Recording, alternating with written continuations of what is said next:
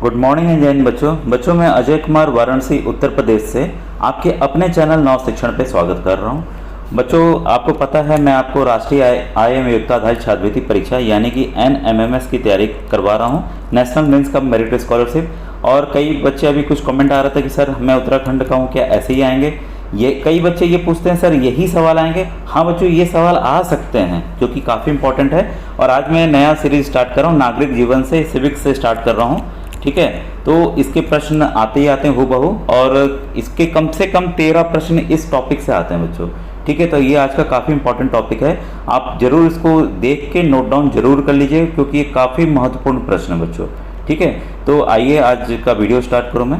पहला प्रश्न आपके सामने है, देखिए भारतीय संविधान महत्वपूर्ण प्रश्न।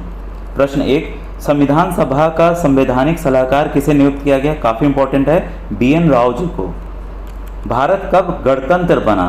26 जनवरी 1950 को, इसीलिए तो गणतंत्र दिवस हमारा 26 जनवरी को मनाया जाता है, ठीक है। अब देखिए क्वेश्चन नंबर 3, भारत के संविधान की प्रस्तावना में प्रथम संशोधन कब हुआ? 1976 में हुआ था। संविधान की प्रस्तावना के अनुसार भारत किस प्रकार का राष्ट्र है? एक धर्मनिरपेक्ष राष्ट्र है, मतलब कि सभी धर्मों को यहाँ पर बराबर की आज़ादी है, ठीक है। अब क्वेश्चन नंबर 5, कौन सा शब्द संविधान की प्रस्तावना में नहीं है? तो लोक कल्याण नहीं है, अभी मैं बता दूंगा कि कौन कौन से शब्द आते हैं। प्रस्तावना बच्चों जो भी आपकी सरकारी किताबें हैं उसमें प्रस्तावना दिया हुआ है। अब प्रस्तावनाओं को एकदम से याद कर लीजिएगा, उससे प्रश्न आता ही आता है, उसको आपको याद करना पड़ेगा। अभी मैं कभी किसी दिन दिखा दूंगा कि इसमें इंपॉर्टेंट क्या आपको याद करना है, ठीक है। आप बीच में देखते जाइएगा। अभी संविधान की प्रस्तावना में देश को किस नाम से पुकारा गया है?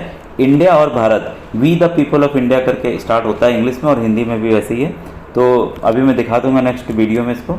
नंबर 7, भारत वर्तमान में भारतीय संविधान में कितनी अनुसूचियां हैं? कुल 12 अनुसूचियां हैं, ठीक है। ये डैश है, आप इसको ध्यान में दीजिएगा, ठीक है। 8वीं अनुसूची में किसका उल्लेख किया गया है? भारत की 22 भाषाओं का उल्लेख किया गया है।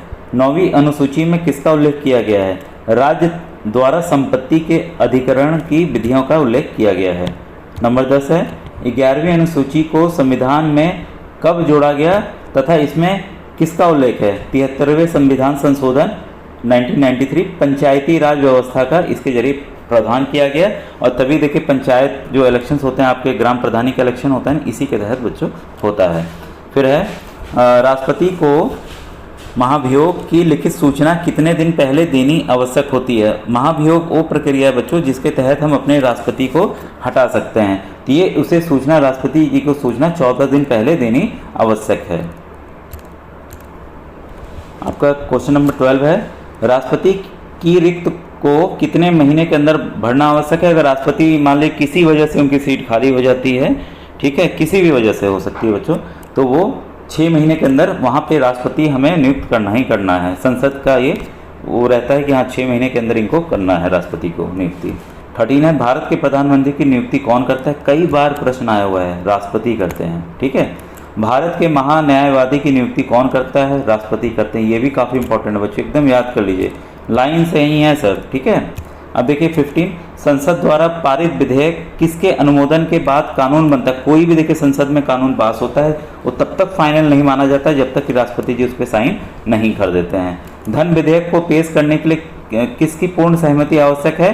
तो राष्ट्रपति की। ये भी याद रखिएगा, धन विधेयक कहाँ पेश किया जाता है? धन विधेयक हमेशा बच्चों लोकसभा में पेश किया जाता है। इससे संबंधित और प्रश्न हैं जो कि आते हैं, अभी हो सकता है आगे होगा, देखिएगा। दूसरे देशों के साथ कोई भी समझौता या संधि किसके नाम से की जाती है? तो राष्ट्रपति के नाम से, क्योंकि ये सर्वोच्च पद है हमारे देश का, तो राष्ट्रपति जी के नाम से ये की जाती है बच्चों। प्रश्न 18, भारत की प्रथम महिला राष्ट्रपति कौन थी? श्रीमती प्रतिभा देवी सिंह पाटिल जी। भारत के प्रथम उप प्रधानमंत्री कौन थे? श्री वल्लभ भाई पटेल जी थे। भारतीय संविधान की तथ्यात्मक संप्रभुता किसमें निवास करती है? प्रधानमंत्री में। कौन से प्रधानमंत्री एक भी दिन संसद नहीं गए? चौधरी चरण सिंह जी। भारत में किसी भी सदन का सदस्य बने बिना कोई व्यक्ति मंत्री पद पर कितने दिन तक रह सकता है? तो 6 माह तक रह सकता है, ठीक है। कोई भी पद हो बच्चों, ध्यान रखिएगा कि वो बना दिए जाएंगे, लेकिन 6 माह के अंदर कहीं ना कहीं उनको सदन का सदस्य बनना आवश्यक होगा। 23, स्वतंत्र भारत के प्रथम कानून मंत्री कौन थे? ठीक है, तो डॉक्टर B.R. अम्बेडकर जी थे। ठीक है, लॉ मिनिस्टर। भारतीय संविधान में किस पद का उल्लेख नहीं है? तो उप प्रधानमंत्री का उल्लेख नहीं है। भारतीय लोकसभा में कौन भंग कर सकता है? लोकसभा कौन भंग कर सकता है? राष्ट्रपति ही भंग करते हैं बच्चों। ठीक है। 26 सदन के संयुक्त अधिवेशनों की अध्यक्षता कौन करता है? लोकसभा अध्यक्ष। जो संयुक्त अधिवेशन कभी कभी बुलाया जाता है, कोई बिल पारित करना होता है तो ऐसी मजबूरी आ जाती है, तो लोकसभा और राज्यसभा दोनों सदनों को साथ बुलाया जाता है और उसकी अध्यक्षता जो है लोकसभा के जो अध्यक्ष होते हैं वो करते हैं। प्रश्नकाल के ठीक बाद समय कौन सा कहलाता है? शून्यकाल का कहलाता है।